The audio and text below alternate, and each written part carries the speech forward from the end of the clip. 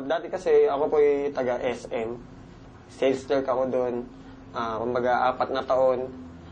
Ang hirap kasi undergraduate ako.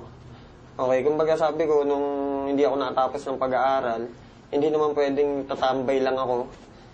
Kasi one time, nangingi ako ng pera sa mama ko, naasimangot. Parang ang hirap na everyday mangingi ka lang ng pera, wala ang source of income. So, nag-work ako sa SM. Kaya lang, parang napapansin ko, ang tagal na ng panahon, walang nagbabago sa akin. Dumating yung time na yung escalator na dinadaanan ko, yun lang lagi. 3 taon na, 4 na taon na, walang nagbabago.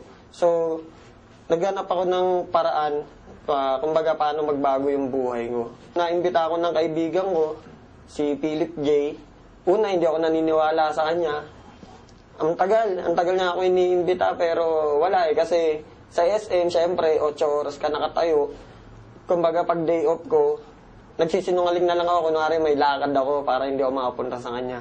Pero yung time na nakita ko yung negosyo, isa lang sinabi ko, isa lang naisip ko, sayang. Sana pala, nung una pa lang, iniimbita niya ako. Kumbaga, sumama na ako. Wala na nasayang na panahon.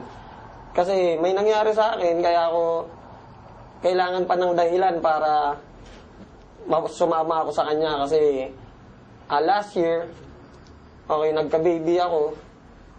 May 20 yun, May 20 sila pinanganak. Kaya lang, wala akong mga pambili ng gamot. Wala akong pang sustento. Kumbaga yun, nawala sila. Okay, nawala sila May 20. Libing nila May 21, yun yung birthday ko. Kaya yun yung nangyari sa akin. Iniimbitan niya na ako nung before.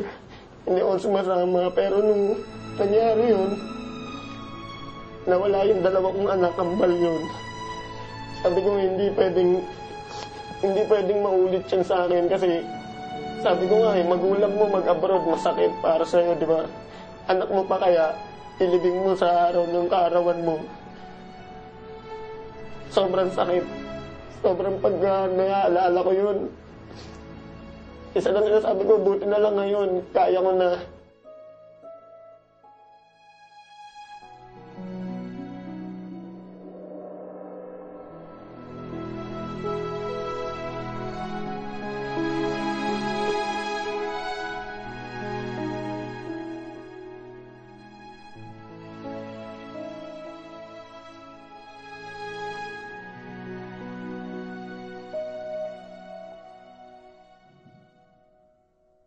Imagine, pambili nung mga pangangailangan nung kambal ko, hindi ko mabili kasi wala akong pera, wala ako.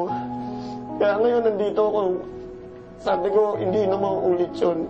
Kaya ngayon, sumama ako sa B-Mobile para hindi na maulit yung mga dati nangyari sa akin. Alam mo yung walang-wala ka, ay nabaho mo, pagsahod mo, bus ka agad, alam mo yun, parang bayad utang lang, trabaho, bayad utang ka, walang nangyayari.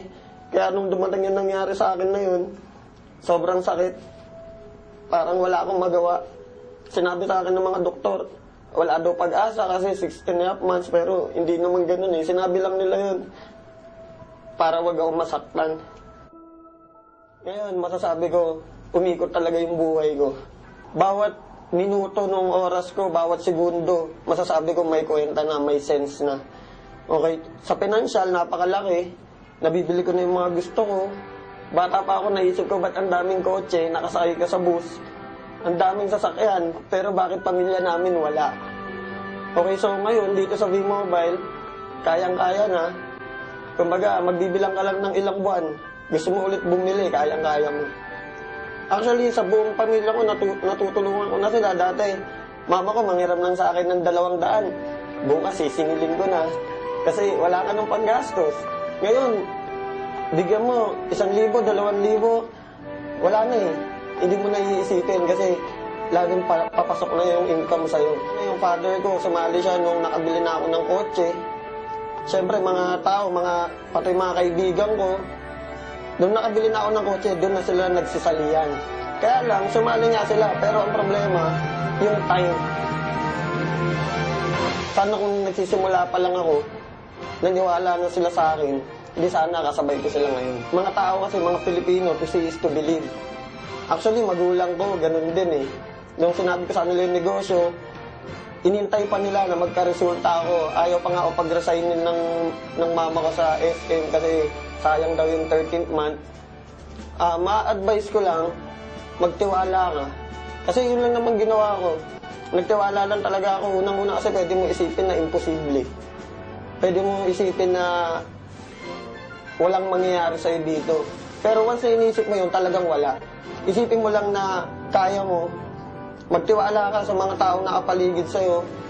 Ako, sobrang laki ng papasalamat ko sa mga grupong nakapaligid sa akin. Techno Royal, Prestige, Triad, okay sila Martin, Elite. Okay kami dito kahit hindi kami magkakagrupo. Pamilya kami lahat. Nandyan sila, aalalay sila para sa'yo. Sobrang nagpapasalamat po ako sa V-Mobile.